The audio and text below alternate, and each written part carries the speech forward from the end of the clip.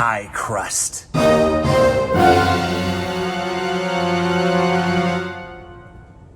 mean, that's the reaction, right? I don't know how to make pie crust, Mitchell. Only my grandmother could make pie crust. She just had like a bowl with flour and lard and magic happen. I can't do that. Listen, I might not be the sharpest knife on the wall,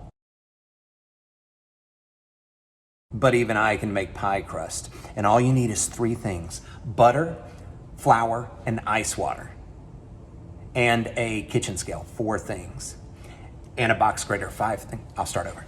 Hi there. I'm Mitchell Moore. I am a pastry chef and restaurant owner. I own Campbell's Bakery in Jackson, Mississippi, and Campbell's Craft, donuts, tacos, and coffee, also in Jackson, Mississippi. You can find us on the web.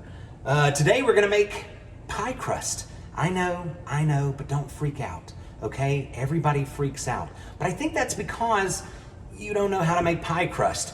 You think you know how to make pie crust. There's a difference.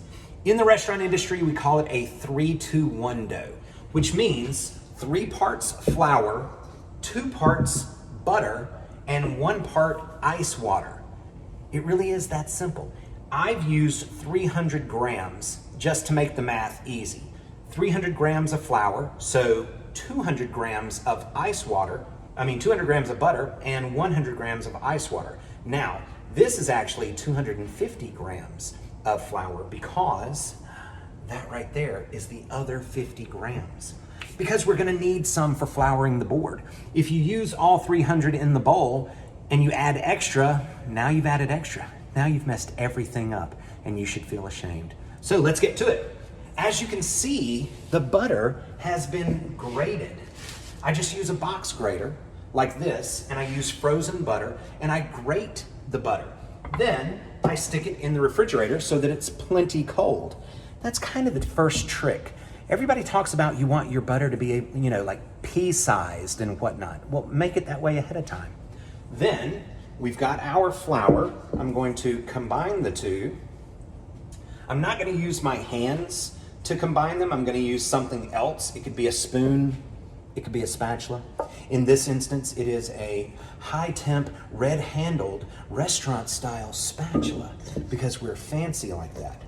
The reason I don't want to use my hands is because I'm like a furnace.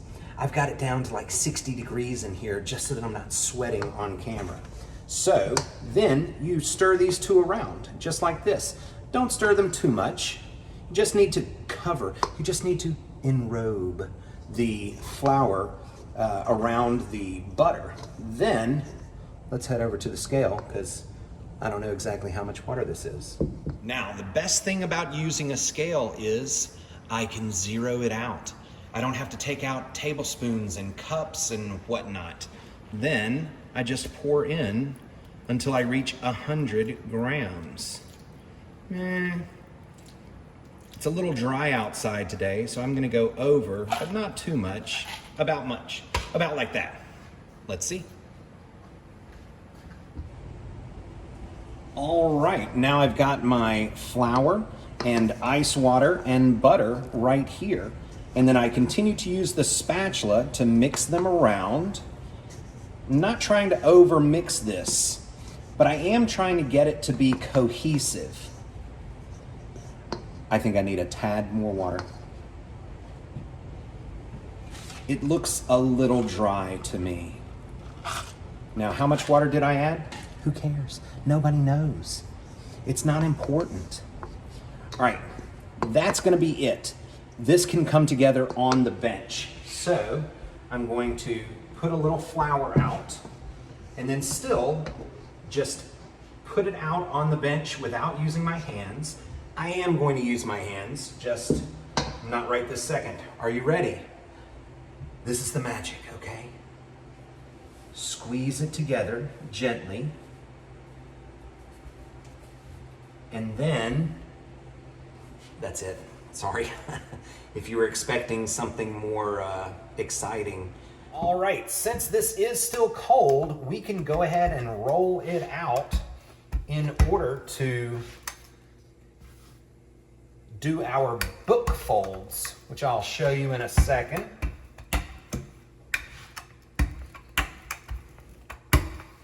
trying to roughly get it into a rectangle. So then I can fold one side into the middle, fold the other side into the middle, and then fold it down to the middle and up.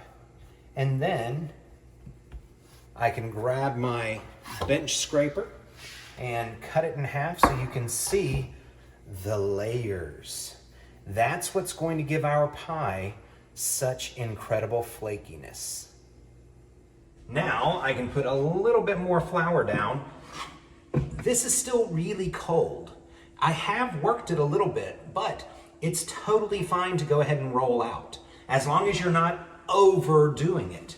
So I want to get it done while this dough is still cold.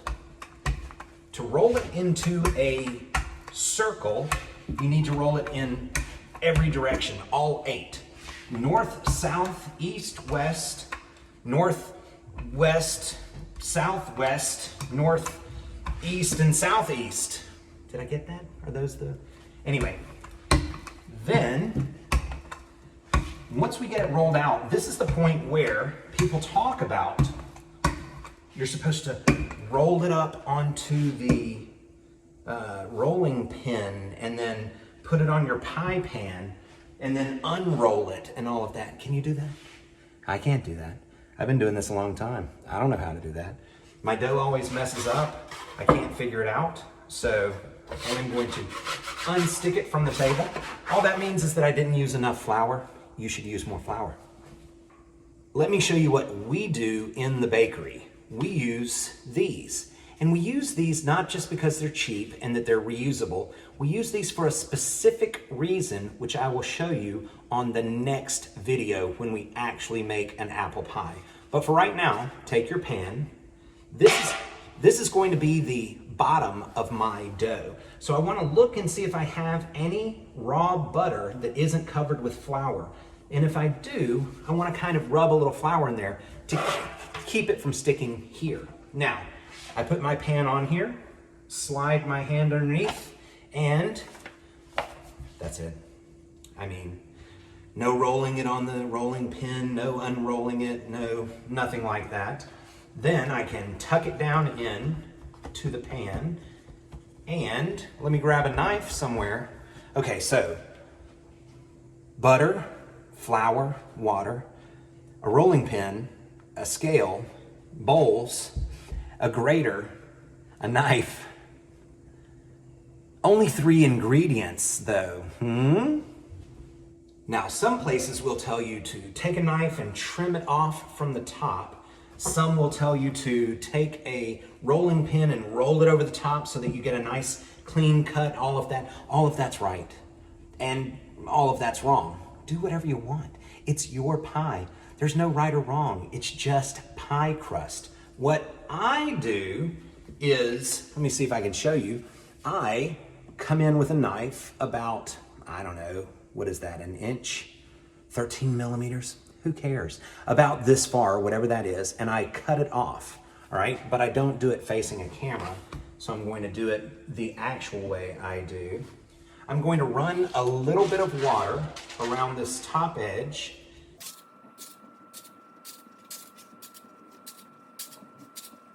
Now I'm going to fold in this top edge, if you can see that. Here, let me show you. So I fold it over. That's going to give us a thicker crust right here on the top or on the edge, which is going to do a couple of things. Number one, it's going to allow us to make it a deeper crust. And number two, it's going to, like I said, prevent shrinkage, which is when your pie crust shrinks down into your pan. Of course, there are other definitions to that, but that's the one that we're going with. And then I'm going to do the old grandma pinch. So between 2 thumbs, I pinch. And I just keep doing that.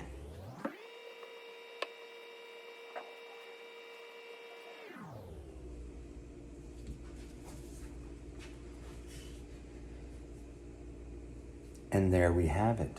One beautiful, albeit rustic, pie crust.